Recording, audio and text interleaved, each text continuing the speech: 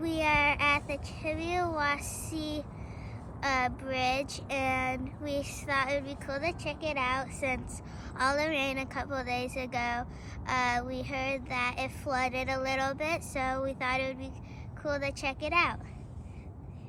And the Chivawasi playground got flooded too. So this is spring flooding in Midland. yeah, we just finished some sushi. So